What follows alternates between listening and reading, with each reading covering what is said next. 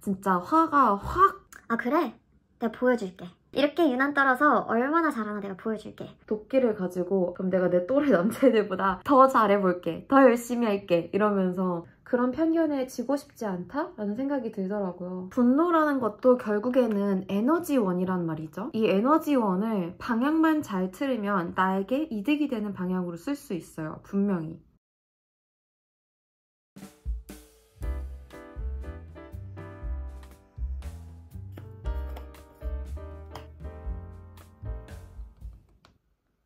안녕하세요 여러분, 밤이나입니다. 정말 오랜만에 겟레디 윗 미 영상을 찍게 됐습니다. 오늘은 분노를 주제로 이야기를 좀 나눠볼까 합니다. 여러 가지 일들이 있었는데 어느 순간 이 채널이 제 채널이 아닌 것 같다? 뭔가 안전한 스페이스가 아닌 것 같다 라는 생각이 들면서부터 업로드가 뜸하게 됐거든요. 근데 생각해보니 그게 좀 화가 나더라고요. 내가 4년 반 동안 열심히 읽어서 만들어 놓은 이 커뮤니티, 이 플랫폼에서 내 공간이라고 느끼지 못하고 남의 눈치를 보게 된 것이 화가 나더라고요. 내가 왜 그래야 하나. 어차피 내 멋대로 살았던 거 계속 내 멋대로 살아보자 라는 그 분노가 일기도 했고, 그러면서 그동안 분노가 제 삶에 미쳤던 영향들 에 대해서 말씀드리려고, 여러분이 지금 혹시 분노나 억울함에 차 있는 상황이 있으시다면 그 분노, 그 에너지를 이용하라는 말씀을 드리고 싶어서 영상을 켜게 됐습니다. 제 이야기를 좀 드려볼게요. 저는 원체 사주에서도 불의 기운이 좀 많아서 욱하기도 하고 화가 많은 타입이었거든요. 제가 좋아하는 일을 찾고 이러면서 많이 캄다운이 되고, 또 그걸 조절하는 방법, 잘 표현하는 방법을 여전히 익혀나가고 있으면서 많이 사회화가 된 케이스인데, 분노라는 것도 결국에는 에너지원이란 말이죠. 이 에너지원을 방향만 잘 틀으면 나에게 이득이 되는 방향으로 쓸 수 있어요. 분명히. 그래서 저도 이번 기회에 이 에너지를 좀 더 똑똑하게 써보자 라는 생각으로 이 영상을 찍기로 했습니다. 네, 오늘 이야기를 풀어보도록 하죠. You're not smart enough, sweetie. I'll show you how valuable Elwoods can be. 제가 고등학교 때 한국에서 일반고를 다니면서 수능을 보는 친구들과 저는 다른 전형을 준비하게 됐단 말이에요. 영어 특기자 전형, 그리고 해외 특기자 전형. 그렇다 보니까 다른 친구들과 공부하는 방향이 다를 수밖에 없었고, 수시보다도 더 이른 일정으로 거의 5월쯤에 시험을 봐야 하는 입시 스타일이었기 때문에 남들보다 더 급하고 더 열심히 할 수밖에 없었어요. 누군가 같이 의지해서 뭐 확인하고 막 이런 게 정말 없었고, 그 학교에서는 그 전형을 준비하는 사람이 딱 저 한 명이었어요. 그래서 내가 알아서 잘해야 되고, 내가 놓치면 아예 못하는 거고, 예민한 시기였단 말이죠. 그래서 좀 유난을 떨면서 공부를 하긴 했어요. 근데 그러다 보니 같은 반에 미국을 다녀와서 입시를 조금 늦게 하는 언니였는데, 자습 시간에 제가 화장실을 갔을 때 반 친구들 다 있는데 앞에서 아 쟤 저렇게 유난 떨어서 대학 어디 가나 보자 라고 말을 했다고 하더라고요. 진짜 화가 확 끓어오르면서 그때 다짐을 했던 것 같아요. 아 그래? 내가 보여줄게.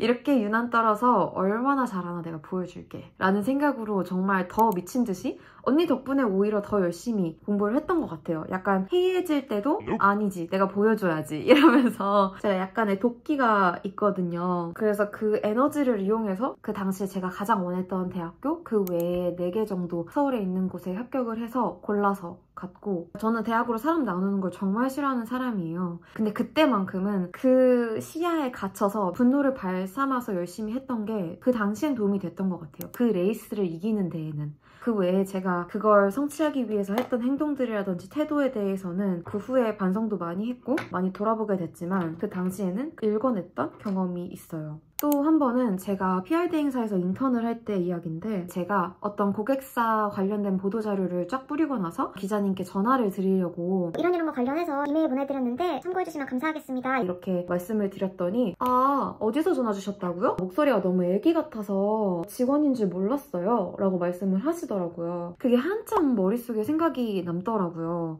내가 목소리가 애기 같은가? 프로페셔널하지 않나? 싶어서 그 말을 듣고 그 주말에 바로 보이스 트레이닝 수업에 2달치 학원을 제 사비로 그때 한 80만 원인가 했던 것 같은데 등록을 했습니다. 그리고 인턴하는 중간중간에 짬을 내서 주말에 몇 시간씩 수업을 들으러 강남까지 갔었죠. 그렇게 다이렉트한 피드백을 받은 게 처음이기도 했고, 아 그래? 그럼 내가 이거 고쳐보지? 이런 생각으로 바로 행동에 옮겨서 했던 게 나중에 승무원 하면서 방송을 할 때도 도움이 됐고 면접을 볼 때도 좀 더 신뢰감 있는 목소리로 말할 수 있게 됐고 또 면접을 볼 때 에피소드로도 쓸 수 있는 그런 특이한 경험이 되더라고요. 나는 이런 적극성과 실천력 그리고 피드백에 대한 오픈된 마음가짐을 갖고 있다라는 에피소드로 사용을 했습니다. 또 제가 본격적으로 정규직 취직을 하려고 취준을 할 때였어요. 그때 이제 면접을 보는데 제 생각엔 약간 압박 면접 스타일로 하려고 하셨던 것 같아요. 제 이력서를 쓱 보시더니 마케팅 직종 면접이었던 것 같은데 커뮤니케이션이랑 심리? 이걸 어디다 쓰려고? 이렇게 하시는 거예요. 저를 딱 앞에 두시고 그분 생각에는 실용성이 있는 경영 같은 걸 해야지 취준에 유용하고 뭐 그런 걸 얘기하고 싶으셨는지 모르겠지만 저는 의미 없는 학문은 없다고 생각을 하고 특히나 마케팅에 있어서 소비자의 심리를 아는 것과 미디어의 특징을 아는 것은 정말 중요하다고 생각을 하거든요. 근데 그 마케팅 담당자는 그렇게 생각하지 않으셨나 봐요. 근데 그 말을 듣고 또 분노가 화르륵 타오르더라고요. 그래서 내가 그럼에도 불구하고 잘할 수 있다는 걸 분명히 보여줘야겠다라는 생각으로 다른 데 지원을 하면서 더 열심히 임했던 것 같아요. 또 한 번은 여기도 마케팅 대행사였는데 럭셔리 자동차 브랜드를 타겟으로 한 그런 대행사였어요. 그쪽 팀에서 저를 굉장히 마음에 들어 하셨었는데 마지막에 한 남자분과 저를 두고 고민을 하시다가 결국에는 다른 분으로 결정을 하게 됐다라고 말씀을 하셔서 그러시냐 알겠다. 그분이 제가 좀 마음이 많이 쓰였나 봐요. 그래서 솔직히 뭐 민주 씨 탓이 아니고 잘하셨는데 지금 회사 성비상 남자가 정말 필요한 타이밍이고 민주 씨가 여자였기 때문에 떨어진 거니까 너무 상심해 말라라는 식으로 말씀을 하시는데 그 말을 듣고 집에 돌아오면서 그 말 때문에 저는 울었어요. 차라리 내가 자동차에 대한 관심이 부족해서 혹은 내가 그런 지식이 부족해서 그랬다고 말을 하면 이해를 했을 텐데 내가 더 이상 이거에 대해서는 할 수가 없잖아요. 내가 여자인 것에 대해서는. 근데 그 말을 듣고 떨어지니까 더 화가 나고 답답하더라고요. 그래서 또 도끼를 가지고 그래? 그럼 내가 내 또래 남자애들보다 더 잘해볼게. 더 열심히 할게. 이러면서 다른 면접에 임해서 결국 그보다도 훨씬 좋은 곳에 입사를 했던 경험이 있습니다. 지금 생각해보면 그때 그 자리에 합격해서 거기에 머무르게 됐고 아마존이라는 데에 취직을 하지 못했다면 오히려 내 손해였겠구나라는 생각이 들더라고요. 다 자기 타이밍이 있고 자기 자리가 있는 거다라고 생각을 하긴 하지만 그때 당시엔 정말 화가 많이 났고 그 덕분에 내가 여자이기 때문에 꿀리는 일은 절대 만들지 말아야지 하는 생각으로 남들보다 2~3배 더 이 회사에 대해서 리서치하고 온갖 SNS에 올라와 있는 그런 게시글들, 회사에서 뿌린 자료들 정말 다 필독하고 기억해서 제가 이렇게 자료 조사를 하고 왔어요. 이렇게나 관심이 많고 이렇게나 이곳에 취직을 하고 싶어요 라는 걸 어필을 하면서 면접에 대비할 수 있었던 것 같아요. 절대 내가 여자라서 그렇다라는 말 다시 듣지 않기 위해서.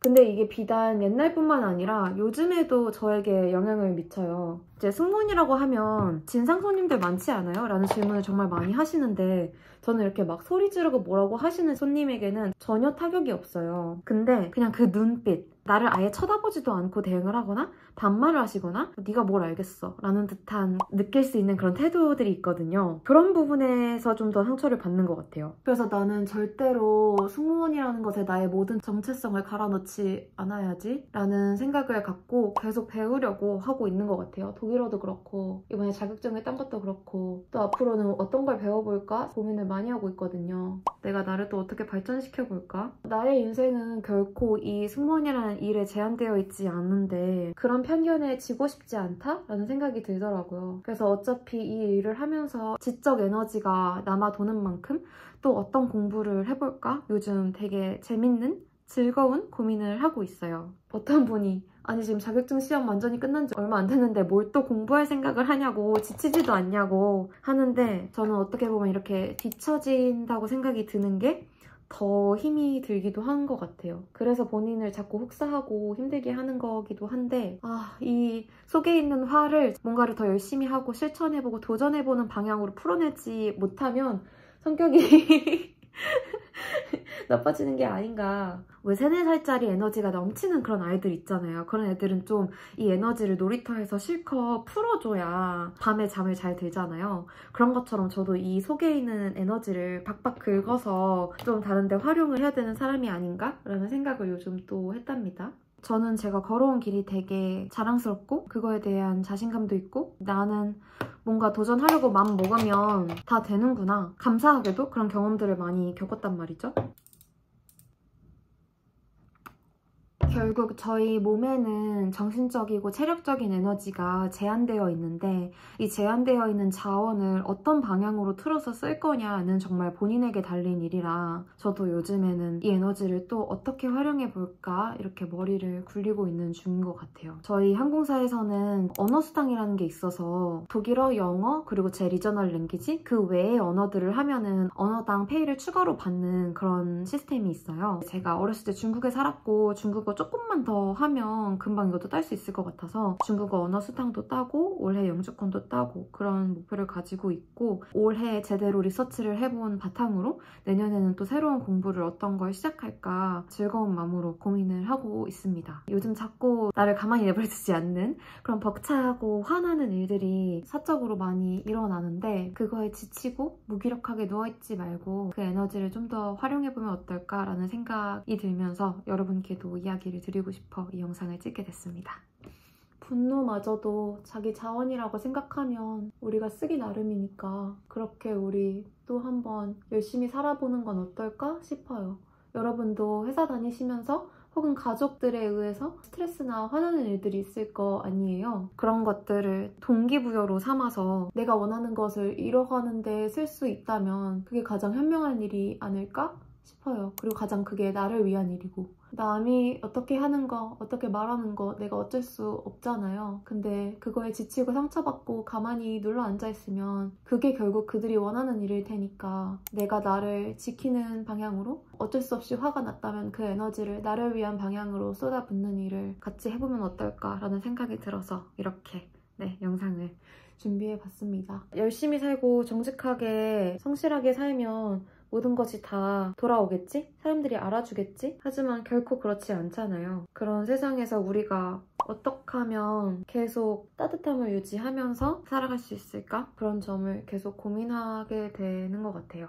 네, 그래서 오늘 분노에 차서 화장을 하다 보니 뭔가 약간 표독스럽게 화장이 된 것 같아요. 립술을 진하게 칠해서 그런가 되게 무서워 보이는데? 네, 이렇게 저는 어쨌든 화장을 다 마쳤고요. 옷을 갈아입고 이제 미넨에서 서울로 출발할 비행을 준비해보겠습니다. 오늘도 제 이야기 들어주셔서 감사하고요. 이 채널에 대한 주도권을 다시 가져오고 내가 하고 싶은 이야기를 하는 공간으로 만드는 것 우선순위일 것 같아요. 그래서 앞으로도 이렇게 진솔한 저의 이야기 계속 들려드릴 수 있도록 계속 해보겠습니다. 네, 오늘도 끝까지 들어주셔서 정말 감사합니다. 행복한 나날들 되세요. 다음 영상에서 만나요.